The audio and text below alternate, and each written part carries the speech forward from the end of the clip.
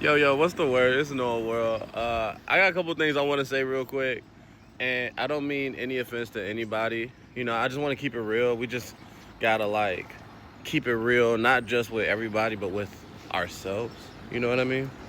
Yeah, cause I know it's a lot going on right now. In the city after the events of what happened the other day, not too long ago, where people lost their lives. Prayers for those people. But this ain't about that. This is about something else. Now, everybody should have their dreams, the things that they want to achieve, our goals, etc. If you want to do music, do music. You are a dope artist. You know what I mean? Whether people recognize that or not. Just keeping it real. So look, that being said, I just want to say every opportunity is not an opportunity. You were never going to perform at Lollapalooza. I'm not talking about the future. I'm talking about this contest. You were never going to perform. You know what? How about this? Let's start at the beginning. Now look, Lollapalooza is a 4-day music festival held annually in Chicago's Grant Park. All right, now some of the headliners that are going to be there this year are apparently Olivia Rodrigo, Tyler the Creator, Sabrina Carpenter, Rufus Du Sol, Luke Combs, Twice, A$AP Rocky, and Korn. Korn's going to be there? Okay, that's what's up. Now stick with me now. If they have all of these stars, those aren't even all of the people that are performing. Those are just some of the more most notable names, and there's more, way more, because it's a festival.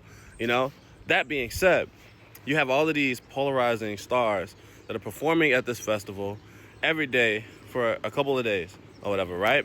It's gonna be dope. It's gonna be lit. There's gonna be food. There's gonna be vendors, all type of stuff. So then it's like, yeah, why would we want to perform there? Of course, right? And people understand that. People know that. And people want to take advantage of that. And this is what's really blowing me right now about Chicago, about all these major cities. It is so hard to make it in music now because all of these opportunities that pop up aren't exactly opportunities. Now enter this bullshit right here, calling all artists, singers, rappers, all types of music, perform Lollapalooza weekend. You fucking... Now, like I said, we're all artists. We all have dreams of being that polarizing star, being on those big stages. But at some point, y'all got to be able to look at some shit and be like, this sounds like bullshit. They're not giving you an actual slot at Lollapalooza. They're not saying you're going to perform at Lollapalooza.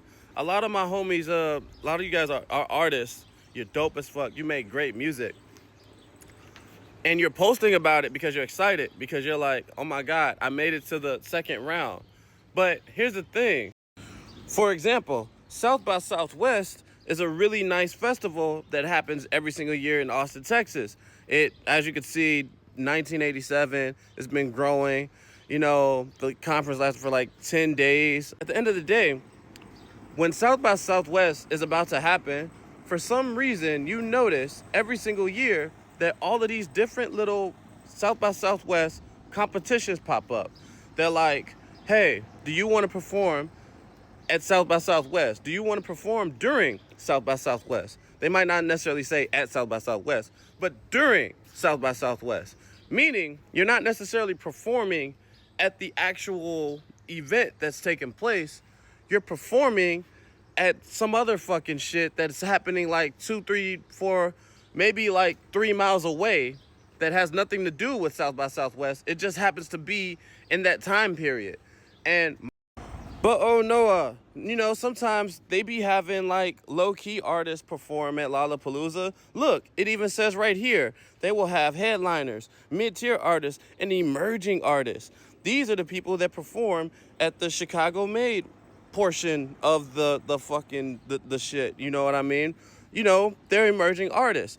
All right, so who's going to be performing at these? Who are the emerging artists that are performing at Lollapalooza? It's BJ the Chicago Kid. He's performing at the Chicago Made.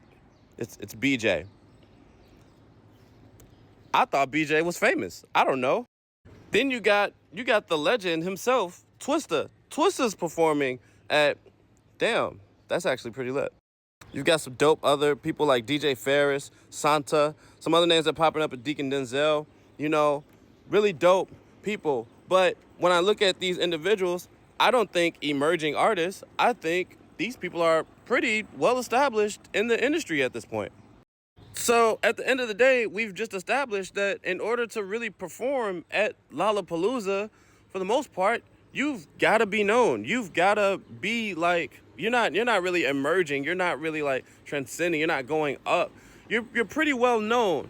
And this is the thing that we got to get to a certain point. So when we got to start calling bullshit on this shit, yo, because people are coming, they're seeing the different things that are going on in these cities, and they're like, you know, it'd be a good idea, you know, let's throw a showcase. Let's throw a 20 to 30 person showcase during a big event, and then have artists pay to audition, you know, and then let's emphasize that they have to bring people out. Let's make them bring people out in order to sell tickets, because at our event, and they're going to tell their friends, oh, I'm performing at Lollapalooza. I'm performing at Lollapalooza. But they're not really performing at Lollapalooza. Think about, like, you remember that coast to coast shit? Anybody ever, what happened to that coast to coast bullshit? Here it is, they're in my email. Hey, thank you for being a Coast to Coast Live member. We would like to let you know we're coming back to the area, Coast to Coast Live. Do y'all remember Coast to Coast? I don't know if it's as popular as it used to be, but basically, you pay these people $300 to perform in a showcase. This would be about, 30 other dumb motherfuckers, you know what I mean? Because y'all have all paid $300 to come to this basement. It's the equivalence of a basement out here in the city. You come, you pay $300 to perform in a basement, one song, and then they choose. It's like it's always a competition. We can't all be winners here. Anyways, they choose about 5 people or something like that. Top five people, you get to book your own trip to Miami and perform at another showcase in another location. Usually, it's like in Miami. So if you pay $300 to perform and you're good enough to make it to the next spot, then you can then pay, I don't know how much flights are right now. They might be cheaper. There's been a lot of shit going on. But you get to pay the money to perform, and if it's good, if they like it, then you pay more money to go fly somewhere else and perform. Now, don't get me wrong. I'm not saying don't perform in front of people. You should always be performing as an artist. You got to get out and put feet on the ground and make your fans. You know what I mean? However, if you're a person like me that's been doing showcases for a minute, majority, I would say 80% of the people that are at these showcases are other people who are doing the showcase, meaning these are other artists. Now, sometimes you might get lucky, they'll bring some people out, or some people will just see what's going on and will randomly want to come and support. And they'll be like, what's this? I want to hear some new music and stuff like that. That happens a lot, sometimes, I guess. But for the most part, it's other artists. And if we know more than anything, other artists are not your fans. They're not. They're your homies. They want to see you make it. It's not a negative thing, well, for the most part, because sometimes it's a competition element. But anyways, I digress.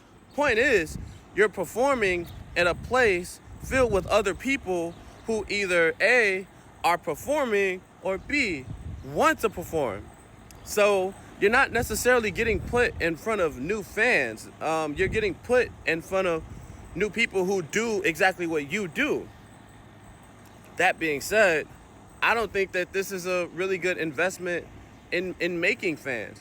You know what I mean? Now think about the South by Southwest thing. Yes, you're performing during a bigger event, but if you was to say, like, go out on the street and perform, and then you have merch that you're selling, and if you're dope enough, people will pass by and stop. You know what I mean? But that doesn't really cost that much money.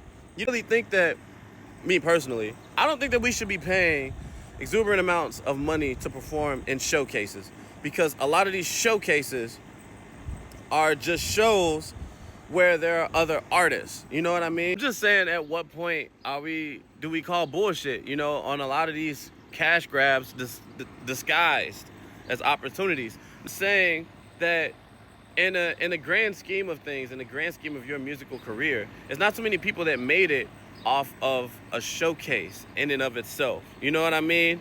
At least not a local showcase. There's not so many people that like really made it off of a live music review. You know what I mean? You count on your hand how many people, because people charge for music reviews now. People set up their fucking phone, and why would I pay you to play my music? It doesn't make any sense. I'd rather, because you're not gonna listen to it again. You might like it, you're not gonna listen to it again. You know what I mean? You're gonna take that $50 that I gave you, you're gonna play the music, you're gonna react, be in a moment. Hey chat, did y'all like it? Put the fire emoji, put the fucking plug emoji, put the thunder emoji, put the emojis in the emojis and shit. You know what I mean? You do all of that, and then like that's about it. You know what I mean? And they got $50. Well, they got more money because I'm pretty sure a lot of people paid them money to play their shit.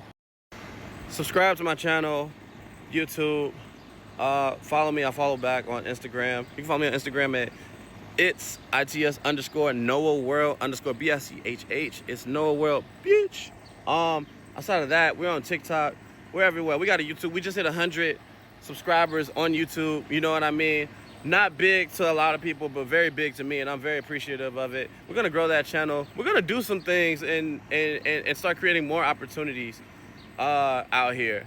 You know what I mean? Instead of doing this cash grab bullshit, because that's what it is, man. It's bullshit, and it's really taking advantage of people's dreams and monetizing off of it. You know, I don't think we should ever be doing anything like that. It's really predatory. You know what I mean? But that being said, prayers for all of the people that were impacted by the dark events that happened the other day at the listening party. Much love. Chicago, we out here. Peace.